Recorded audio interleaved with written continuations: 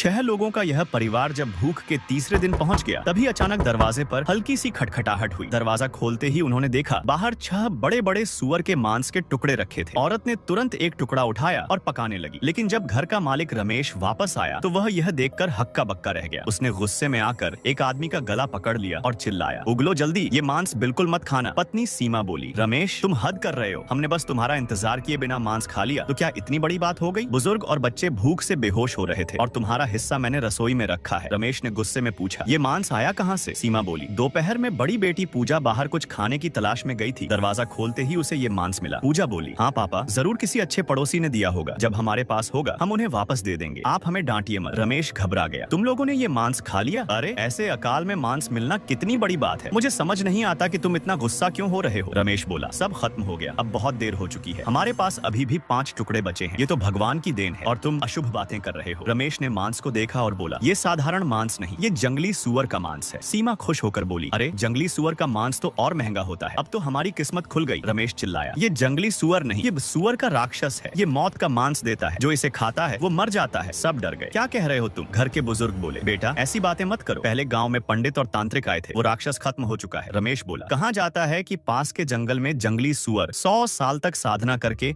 आधा इंसान आधा जानवर बन जाते हैं, फिर वो छोटे बच्चों को उठाकर खा जाते हैं। सीमा बोली, लेकिन हमारे घर में तो छोटा बच्चा नहीं है। रमेश बोला, आज मैंने सुना जो भी ये मांस खाता है उसके शरीर में एक गंध आ जाती है और 10 दिन बाद उसका शरीर सड़कर खत्म हो जाता है। सीमा बोली, ये सब अफवाह है। रमेश बोला, तुम्हारी बहन का पूरा परिवार मर गया, उन्होंने भी ऐसा ही मांस खाया था और 10 दिन बाद सब खत्म हो गए। सीमा डर गई, नहीं ऐसा नहीं हो सकता। रमेश बोला, ये मांस घर के लोगों की गिनती के हिसाब से आता है, गाँव में और कौन जानता है कि हमने अपना दूसरा बच्चा छुपा रखा है। असल में उन्होंने अपने छोटे बेटे मोहन को दुनिया से छुपा रखा था, वो कभी घर से बाहर नहीं निकला। सीमा रोते हुए बोली, कुछ करो, अगर हम उल्टी कर दें तो क्या हम बच सकते हैं? रमेश बोला, पता नहीं, कोशिश करते हैं, उल्टी नहीं हो रही, जल्दी करो, जो मांस खाया है बाहर निकालो। छोटी बेटी बोली, मैं नहीं करूंगी, वो बहुत स्वादिष्ट था। रमेश चिल्लाया, ये मौत का मांस है। तभी लड़की बोली, कौन सा राक्षस? ये तो पड़ोसी रोहन ने मुझे दिया था, उसे पता था कि हमारे पास खाना नहीं है, इसलिए उसने चुपके से दिया। रमेश बोला, तो पहले क्यों नहीं बताया? लड़की बोली, उसने मना किया था, उसे डर था कि उसके मम्मी पापा उसे मारेंगे। सबने राहत की सांस ली, अच्छा हुआ ये राक्षस वाला मांस नहीं है। लेकिन रमेश फिर बोला, लेकिन वो सिर्फ 8 साल का बच्चा है, वो इतना भारी मांस कैसे उठा सकता है? और उनके घर का कुत्ता इतना जोर से भौंकता है कि उसकी आवाज दूर दूर तक सुनाई देती है। लड़की आगे बढ़कर बोली, पापा आपने कुत्ते के भौंकने की आवाज सुनी क्या? नहीं बेटा। लड़की बोली, पापा मैं पक्का कहती हूँ, वो मांस रोहन ही देकर गया था, मैं रोज उसके साथ खेलती हूँ, मैं गलत नहीं हो सकती। हाँ, और उसके हाथ पर चोट भी थी, जब हम खेल रहे थे तब वो गिर गया था और उसके हाथ में खरोंच आ गई थी। आज जब वो मांस देने आया तब भी उसका घाव पूरी तरह ठीक नहीं हुआ था। सीमा बोली, रमेश तुम गाँव की अफवाहों से डर गए हो, बेटी सही कह रही है, रोहन के हाथ में चोट थी, उस दिन मैंने ही उसकी पट्टी की थी। जब गुड़िया छोटी बेटी ने साफ साफ देख लिया कि मांस कौन देकर गया तो अब हमें डरने की कोई जरूरत नहीं है। लेकिन रमेश बोला, फिर भी हाल ही में गांव में बहुत लोग ऐसे मांस खाने से मर गए हैं। घर के बुजुर्ग बोले, अरे मैंने खुद पहले जंगल में जाकर उस सुअर राक्षस का शिकार किया था, उसका पूरा अड्डा तबाह कर दिया था। रात गहरी हो गई, लेकिन घर में कोई भी चैन से नहीं सो पा रहा था, हर किसी के मन में डर और बेचैनी थी। अचानक दरवाजे पर जोर जोर से खटखटाने की आवाज आई। ठीक 6 बार रमेश तुरंत उठ गया और सावधानी से एक चाकू उठा लिया। इतनी रात को कौन है? लेकिन बाहर से कोई जवाब नहीं आया, बस लगातार दरवाजा खटखटाया जा रहा था। खटखटाहट रुक रुक कर पूरी रात चलती रही। पूरा परिवार सांस रोके दरवाजे को पकड़े खड़ा रहा, सुबह होने तक, और फिर अचानक खटखटाहट बंद हो गई। सुबह सीमा बोली, क्या कल रात सच में सुअर राक्षस ये देखने आया था कि घर में कोई है या नहीं? बुजुर्ग बोले, शायद कोई भिखारी होगा, आजकल खाने के लिए तरस रहे लोग बढ़ते जा रहे हैं। रमेश बोला, कोई भिखारी पूरी रात दरवाजा नहीं खटखटाता। सीमा डरते हुए बोली, बस करो, मेरे पूरे शरीर में सिहरन हो रही है, हम सब ठीक है ना? तुम बेवजह डर रहे हो। रमेश बोला, मुझे सच में चिंता हो रही है। सीमा बोली, बेटी पर भरोसा करो, उसने कहा ना कि मांस रोहन ने दिया था। तभी, अरे गुड़िया कहाँ गई? सीमा घबरा गई, ओह नहीं, कहीं उसे सच में सुअर राक्षस उठा तो नहीं ले गया? जल्दी चलो, उसे ढूंढो। रमेश बोला, बाहर मत जाओ, अगर वो राक्षस अभी भी आसपास हुआ तो? सीमा गुस्से में बोली, अगर सामने आया तो मैं उसे मार डालूंगी, अभी मेरी बेटी सबसे जरूरी है, छोड़ो मुझे। रमेश बोला, रुको, मैं भी तुम्हारे साथ चलता हूँ। दोनों बाहर भागे। गुड़िया तुम कहाँ हो? जल्दी घर आओ। तभी रोने की आवाज सुनाई दी, माँ, पापा। गुड़िया रोते हुए बोली, रोहन का पूरा परिवार मर गया। दोनों चौंक गए। क्या? वे तुरंत रोहन के घर पहुँचे। वहाँ का नजारा देखकर उनके होश उड़ गए। पूरा आंगन खून से भरा हुआ था। रोहन के परिवार के तीनों लोगों की पूरी त्वचा सड़ चुकी थी, उनके शरीर पर एक भी सही मांस का टुकड़ा नहीं बचा था। ये देखकर रमेश के डर के मारे पेशाब निकल गया। गुड़िया रोते हुए बोली, मुझे डर था कि रोहन को मांस देने की वजह से उसके मम्मी पापा मारेंगे, इसलिए मैं उसे देखने गई थी, लेकिन वहाँ मैंने एक बहुत बड़ा डरावना राक्षस देखा। वही राक्षस रोहन के परिवार को आंगन में फेंक रहा था। रमेश ने घबराकर पूछा, उस राक्षस ने कुछ कहा? गुड़िया बोली, जब वो मेरे पास से गुजरा उसने मेरी गर्दन सूंघी और बस इतना कहा, अभी समय नहीं आया, स्वाद अच्छा नहीं है। गुड़िया रोने लगी, माँ पापा क्या सच में वो हमें भी खा जाएगा? गांव में पहले भी एक 4 लोगों का परिवार इस मांस को खा चुका था और 10वें दिन उनका शरीर सड़कर खत्म हो गया। अब तक दर्जनों गांव वाले उस राक्षस का शिकार हो चुके थे। गांव के मुखिया ने पास के सबसे ताकतवर तांत्रिक बाबा को बुलाया। मुखिया बोला, बाबा अब सिर्फ आप ही हमारी मदद कर सकते हैं, कृपया हमारे गाँव को बचा लीजिए। रोहन का परिवार खत्म हो गया और रमेश का परिवार भी वही मांस खा चुका है। पहले ही अकाल से हालात खराब है, अब क्या करें? तांत्रिक ने पूछा। रमेश के परिवार के अलावा और किसने ये मांस खाया है? मुखिया बोला, जहाँ तक मुझे पता है अभी और किसी ने नहीं खाया। जिसने भी खाया वो मर चुका है। रमेश रोते हुए बोला, बाबा आपने कहा कि कोई उपाय है। मेरे माता पिता, पत्नी और बच्चे पांचों ने ये मांस खाया है, मैं उन्हें खो नहीं सकता। तभी गाँव वाला बोला, रुको कुछ गड़बड़ है। तुम्हारे घर में कुल 5 लोग हैं और तुमने मांस नहीं खाया, तो मांस सिर्फ 4 लोगों ने खाया होना चाहिए। रमेश गाँव के मुखिया से बोला, माफ कीजिए मुखिया जी, मेरा एक छोटा बेटा भी है, हमने दूसरा बच्चा छुपा रखा था, जुर्माना नहीं भरा। मुखिया गुस्से में बोला, क्या तुमने हमसे इतनी बड़ी बात छुपाई? तांत्रिक ने बीच में रोकते हुए कहा, अभी ये सब बात करने का समय नहीं है, ध्यान से सुनो। जंगली सुअर का सबसे बड़ा दुश्मन होता है भेड़िया, लकड़बग्घा, बाघ और तेंदुआ। सबसे आसान तरीका है घर के दरवाजे पर इनमें से किसी एक को बांध दो। गांव वाले घबरा गए, लेकिन ये सब जानवर पकड़ना इतना आसान नहीं है। तांत्रिक बोला, जब मौत सिर पर खड़ी हो तो डरने का समय नहीं होता। अब कोई उपाय नहीं बचा। रमेश बोला, मैं जाऊंगा, अगर मेरे परिवार को बचाना है तो मैं कुछ भी करूंगा। लोग बोले, तुम अकेले कैसे इन खतरनाक जानवरों का सामना करोगे? सीमा रोते हुए बोली, रमेश तुम हमारे घर के सहारे हो, अगर हम सच में मर भी जाएं तो तुम जिंदा रहना। दुबला पतला रमेश सिर्फ 50 किलो के आसपास अकेले जंगल में चला गया और एक भेड़िए से भिड़ गया। डर के मारे उसके पैर कांप रहे थे, लेकिन उसे याद आया 9 दिन बाद उसका पूरा परिवार मर जाएगा। बस यही सोचकर उसने हिम्मत जुटाई और अपने शिकार वाले चाकू से भेड़िए के पैर पर वार कर दिया। माफ करना, मेरे पास और कोई रास्ता नहीं है, मैं तुम्हें घर ले जाऊंगा, तुम्हारा इलाज करूंगा और जब तुम ठीक हो जाओगे तो तुम्हें छोड़ दूंगा। घायल भेड़िया जमीन पर गिर पड़ा। रमेश सोचने लगा, अब मैं इसे नीचे कैसे ले जाऊं? अगर ये गुस्से में मुझे काट ले तो मेरी जान चली जाएगी। तभी पीछे से आवाज आई, अरे रमेश भाई, कमाल कर दिया, इतने दुबले पतले होकर भी भेड़िया पकड़ लिया। रमेश बोला, मेरे बच्चे छोटे हैं, माता पिता और पत्नी ने मेरे साथ कभी अच्छा जीवन नहीं देखा, अगर वो सब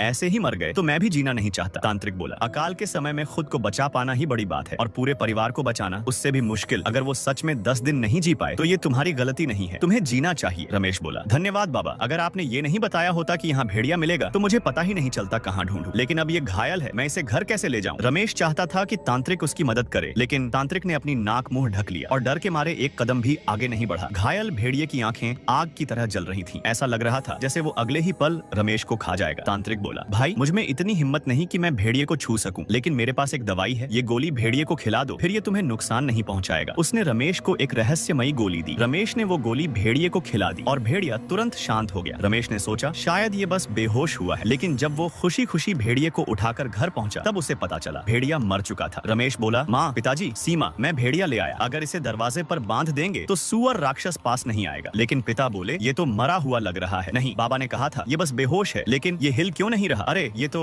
सांस ही नहीं ले रहा। रमेश गुस्से में बोला, उस बाबा को मैं छोड़ूंगा नहीं, उसने मुझे धोखा दिया। पिता ने रोका, शांत हो जाओ रमेश, तुम पहले ही घायल हो। रमेश बोला, मैं ठीक हूँ, मैंने तुम सबको खतरे में डाल दिया, कल फिर जंगल जाऊंगा, इस बार जिंदा जानवर लेकर आऊंगा। सीमा रोते हुए बोली, सब मेरी गलती है, मुझे वो मांस नहीं खाना चाहिए था, अगर मैं तुम्हारा इंतजार करती तो ये सब नहीं होता, मरना तो मुझे चाहिए, माँ बाप और बच्चे तो बेगुनाह हैं। पिता बोले, जरूरी नहीं कि मरा हुआ भेड़िया बेकार हो, अभी इसकी खाल उतारो, खून जमीन पर फैलाओ और मांस के टुकड़े करके आंगन में बिखेर दो। अगर आज रात सुअर राक्षस आया तो उसका हाल भी इसी भेड़िए जैसा होगा। रमेश ने वैसा ही किया, भेड़िए की खाल उतारी, उसका शरीर टुकड़ों में काट दिया, खून पूरे आंगन में फैल गया, हवा में तेज खून की बदबू फैल गई। सुअर राक्षस को भेड़िए की गंध से डर लगता था, लेकिन इस बार उसने पूरा भेड़िए का मांस खा लिया। रमेश ने पिता के कहे अनुसार निर्दयता से भेड़िए का मांस काटकर बिखेर दिया। उस रात सब कुछ शांत रहा, कोई हमला नहीं हुआ। सुबह पिता बोला, लगता है वो राक्षस भी इतना ताकतवर नहीं है, एक भेड़िए से ही डर गया, इसलिए रात को दरवाजा खटखटाने नहीं आया। छोटा बच्चा दौड़ते हुए बोला, पापा, आंगन में जो भेड़िए का मांस था वो पूरा खा लिया गया है, कि चेहरे का रंग उड़ गया, खत्म, सब खत्म हो गया। पापा आप लोग डरिए मत, घर में ही रहना, दरवाजा बिल्कुल मत खोलना। गुस्से में रमेश तुरंत गांव के मुखिया के पास गया, उस तांत्रिक का पता पूछने। इन दिनों वो बस पत्तों के पानी से जिंदा था, उसके शरीर में बिल्कुल ताकत नहीं बची थी, चलते समय उसके पैर लड़खड़ा रहे थे। रमेश चिल्लाया, मुखिया, वो घटिया तांत्रिक कहाँ है? मुखिया बोला, कौन तांत्रिक? रमेश गुस्से में बोला, वही जिसे तुमने बुलाया था सुअर राक्षस से लड़ने के लिए। मुखिया बोला, रमेश तुम्हें बुखार है क्या? तुम्हें वहम हो गया है? रमेश चिल्लाया, तुम जरूर उस तांत्रिक के साथ मिले हुए हो, तुम चाहते हो कि मेरा पूरा परिवार मर जाए, अगर मेरे परिवार को कुछ हुआ तो तुम भी चैन से नहीं रहोगे। मुखिया बोला, मैं सच कह रहा हूँ, कोई तांत्रिक नहीं है। रमेश गुस्से में बोला, अभी तो तुम उसे पहचानने से भी मना कर रहे थे, अब कह रहे हो कि वो है ही नहीं, मुझे बताओ वो कहाँ है? मुखिया बोला, वो तांत्रिक आता जाता रहता है, मुझे नहीं पता वो कहाँ है, लेकिन मैं तुम्हें भरोसा दिलाता हूँ तुम्हारे परिवार को कुछ नहीं होगा। रमेश बोला, जैसे ही तुम्हें उसके बारे में पता चले मुझे तुरंत बताना। रमेश ने घर आकर दरवाजे में एक छोटा छेद कर दिया और हर रात उसी छेद से बाहर झांककर पहरा देने लगा। लगातार कई रातों तक सुअर राक्षस नहीं आया। आखिरकार रमेश ने थोड़ा सुकून महसूस किया और चैन की नींद सो गया। अब तक 6 दिन बीत चुके हैं, लगता है अब वो राक्षस नहीं आएगा, लेकिन मेरा मन अभी भी घबरा रहा है। सीमा बोली, शायद अब सब ठीक है, बस 4 दिन और देख लेते हैं, अगर 10 दिन निकल गए तो हम बच जाएंगे। 4 साल का छोटा बेटा मुन्ना आंगन में खेल रहा था और उसकी बड़ी बहन रीना उसके साथ खेल रही थी। अचानक, अरे ये मत खाना, रीना बोली। मुन्ना, क्या उठा लिया तुमने, दिखाओ मुझे। मुन्ना बोला, पापा ये देखो, ये चांद जैसा दिख रहा है, कितना अजीब है। रमेश ने देखा और उसका चेहरा डर से सफेद पड़ गया। इसे मत छूना, ये जंगली सुअर का दांत है। खत्म, सुअर राक्षस फिर आ गया। लेकिन फिर वो सोचने लगा, लेकिन जंगली सुअर का दांत अपने आप नहीं टूटता। हाँ, मैंने ये बात पहले क्यों नहीं सोची। सुअर के दांत बहुत नाजुक होते हैं, अगर टूट जाए तो उसमें इन्फेक्शन हो सकता है। वो राक्षस खुद अपना दांत नहीं तोड़ेगा, जरूर वो किसी लड़ाई में घायल हुआ है। देखो, इस दांत की जड़ में अभी भी खून लगा हुआ है। सब हैरान रह गए। मुन्ना मासूमियत से बोला, पापा अगर वो राक्षस घायल है तो क्या वो अब हमें नुकसान नहीं पहुंचाएगा? रमेश बोला, मुझे नहीं पता, तुम सब घर में ही रहो, मैं एक बार फिर मुखिया के पास जाता हूँ। रमेश सोचने लगा, क्या उस तांत्रिक ने मुझे धोखा दिया? क्या सुअर राक्षस वापस अपनी गुफा में नहीं गया? वो मुखिया के पास पहुंचा और बोला, मुखिया जी, मैं आपसे हाथ जोड़ता हूँ, आपके पास जरूर कोई तरीका होगा उस तांत्रिक से संपर्क करने का। मुखिया बोला, अरे अरे, ये क्या कर रहे हो, उठो। ठीक है, मैं तुम्हें एक तरीका बताता हूँ, अगर लगातार 3 बार पटाखे फोड़ोगे तो वो तांत्रिक खुद नीचे आ जाएगा। रमेश चौंक गया, इतना आसान तरीका था तो आपने पहले क्यों नहीं बताया? मुखिया गंभीर होकर बोला, क्योंकि उसे बुलाने की एक शर्त होती है। रमेश बोला, क्या शर्त? मुखिया बोला, वो पैसे नहीं लेता, लेकिन बहुत सारा खून मांगता है। वो कहता है कि इंसान के खून से तलवार बनाकर ही उसकी राक्षसों को मारने की शक्ति बढ़ती है। जब मैंने उसे तुम्हारे घर के लिए बुलाया था, उसने मेरा बहुत सारा खून निकाल लिया। देखो, आज भी मेरा हाथ नीला पड़ा हुआ है। रमेश बिना सोचे बोला, तो इस बार वो मेरा खून ले ले।